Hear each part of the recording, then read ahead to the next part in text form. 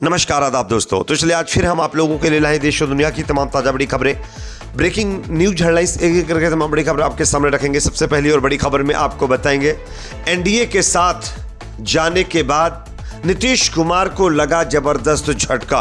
High court ने नीतीश कुमार के फैसले के खिलाफ सुनाया एक बहुत बड़ा फैसला, जिसके बाद बीजेपी, एनडीए और नीतीश कुमार की पार्टी को यहां पर जबरदस्त झटका लगा।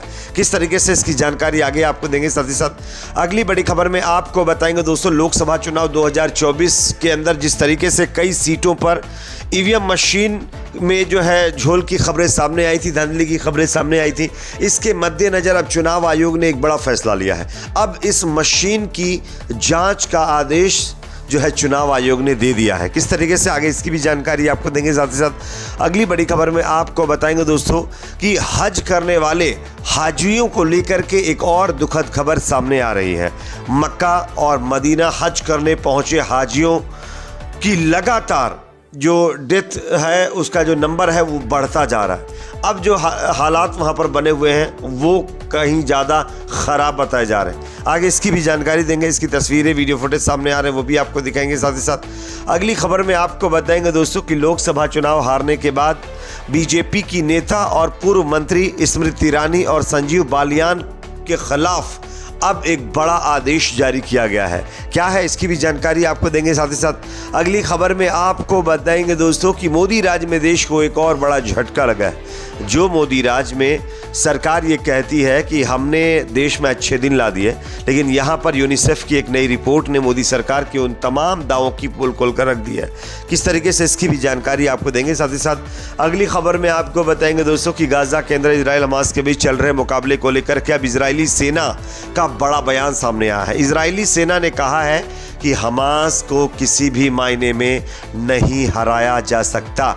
ये इजरायली आर्मी के बड़े सेना अधिकारी की तरफ से कहा गया है। इसके बयान को आगे हम आपको सुनाएंगे। साथ ही साथ अगली खबर में आपको बताएंगे दोस्तों कि सऊदी के क्राउन प्रिंस मोहम्मद बिन सलमान ने अब जो है जेरूसलम को फ़लस्तीन की राजधानी घोषित करने की मांग की है। किस तरीके से इस पर भी जानकारी देंगे। उससे पहले अगर आप भी चाहते हैं दोस्तों कि गाजा में इमीडिएटली सीज़फायर होना चाहिए तो कमेंट सेक्शन में अपना फीडबैक जरूर दीजिए। वीडियो को लाइक शेयर, चैनल को सब्सक्राइब जरूर कर लीजिए। बात करेंगे पहले खबर की। जैसा कि आप जानते हैं नीतीश कुमार ने एनडीए के साथ मिलकर मोदी जी को पीएम बनवाया है, लेकिन तुरंत उसके बाद नीतीश कुमार की पार्टी और उनकी सरकार को एक बड़ा झटका लगा है। आप इस खबर को देखिए। बिहार नीतीश कुमार को हाईकोर्ट से बड़ा झटका। आरक्षण का दायरा 65% बढ़ाने तक का आदेश अब रद्द कर दिया गया है। नीतीश सरकार को यह हाईकोर्ट से पहला बड़ा झटका बीजेपी के साथ जो है केंद्र में शामिल होने के बाद लगा है। दरअसल नीतीश कुमार की पार्टी और उनकी सरकार ने बिहार में 65% ओबीसी आरक्षण को बढ़ाने का आदेश दिया था और इसके खिलाफ हाईकोर्ट में याचिका लगाई गई थी और इस याचिका पर हाईकोर्ट ने सुनवाई करते हुए अब इस नीतीश कुमार की सरकार के आदेश को रद्द कर दिया है। ये अपने आप में बहुत बड़ी खबर जो कि बिहार से सामने आ रही है। अगली खबर की बात करेंगे जो कि सामने आ रही है दोस्तों। ईवीएम को लेकर के देश में लगातार आरोप लग रहे थे कि इस मशीन में झोल किया गया है, जिसके चलते बीजेपी ने लगभग 100 से ज़्यादा सीटें जीती हैं। और अब खबर आ रही है इसी के मद्देनज़र हरियाणा की 2 लोकसभा सीटों पर इस मशीन की गड़बड़ी की शिकायत को चुनाव आयोग ने गंभीरता से लिया और अब 2 सीटों पर ईवीएम की जाँच के आदेश जारी किए हैं। मैं आपको खबर दिखा रहा हूँ, आप देख सकते हैं।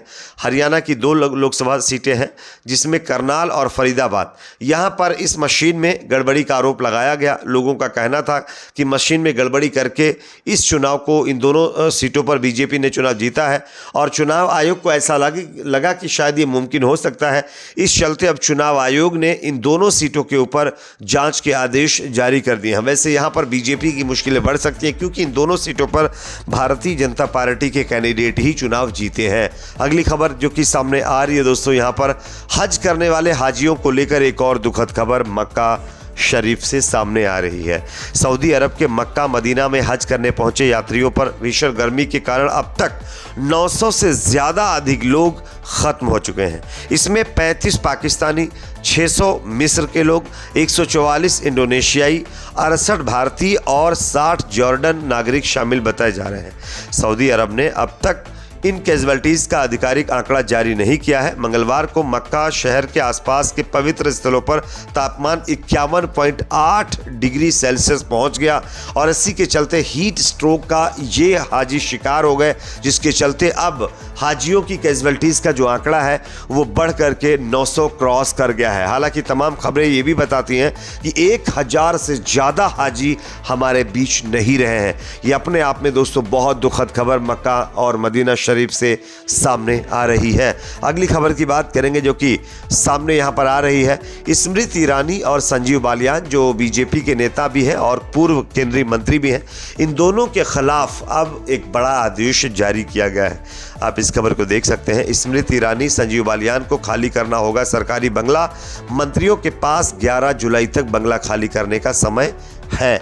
इन्हें अब जो है नोटिस जारी किया गया है कि वो जल्द से जल्द अपना सरकारी बंगला खाली कर दें। वैसे आप जानते होंगे कि राहुल गांधी को इसी तरीके से बंगला खाली करवाने की जल्दबाजी मोदी सरकार की तरफ से दिखानी पड़ी थी और दिखाई गई थी, जिसके चलते काफ़ी कंट्रोवर्सी भी हुई थी और मोदी सरकार को काफ़ी आलोचनाओं का सामना करना पड़ा था। और अब जब स्मृति ईरानी और संजीव बालियान चुनाव हार गए हैं, तब लोग लगातार यही कह रहे थे कि अब इनको कब बंगले से खाली कर निकाला जाएगा और इनका बंगला कब खाली करवाया जाएगा। फिलहाल अब सरकार ने यह फैसला ले लिया है कि स्मृति ईरानी, संजीव बालियान 11 जुलाई से पहले अपना बंगला खाली कर दें और उनको इस बंगले को खाली करना पड़ेगा। अगली खबर की बात करेंगे जो कि सामने आ रही है। मोदी राज में देश के अंदर अच्छे दिन लाने की बात कही जाती है, लेकिन दोस्तों देश के अच्छे दिन नहीं आ रहे। ये मैं नहीं कह रहा हूँ, मैं आपको खबर दिखा रहा हूँ, आप देख सकते हैं। यूनिसेफ की एक नई रिपोर्ट आई है। यूनिसेफ की रिपोर्ट में बाल पोषण रिपोर्ट 2024 से पता चलता है कि दुनिया भर में 5 वर्ष से कम उम्र के बच्चों में भोजन और पोषण संकट की भयावहता को उजागर किया है।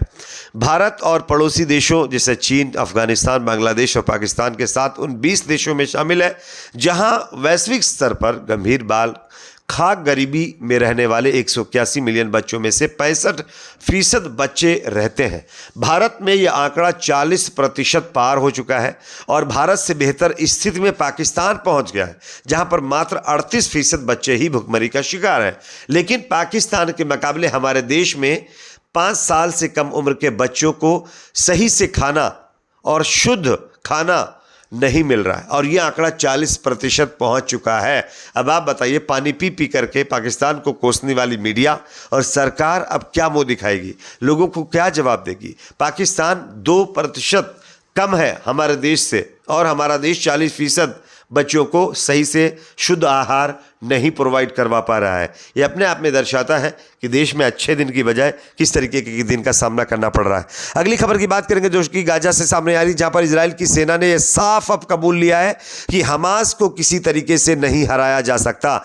हमास कोई सैन्य संगठन नहीं बल्कि एक विचार है जो लोगों के अंदर भरा हुआ है, इसलिए जो है हमास को हराना नामुमकिन है। ये इजराइल की सेना के बड़े अधिकारी का कहना है। साथ ही साथ सऊदी अरब के क्राउन प्रिंस सलमान का बड़ा बयान है। उन्होंने अब फलस्तीन के अंदर जेरूसलम को फलस्तीन की राजधानी घोषित करने की मांग की है। इस पर आपकी क्या राय कमेंट सेक्शन में बताइए। वीडियो को लाइक शेयर, चैनल को सब्सक्राइब जरूर करें।